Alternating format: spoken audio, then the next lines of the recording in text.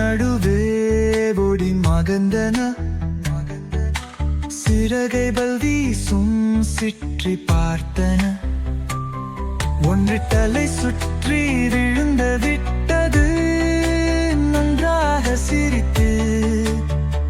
புரண்டு விட்டது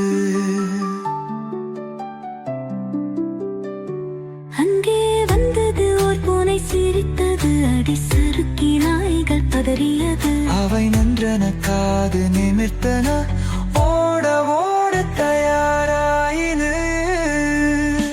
மரத்தை சுற்றி சுற்றி ஓடின துள்ளி குதித்து உற்சாகமான பூனை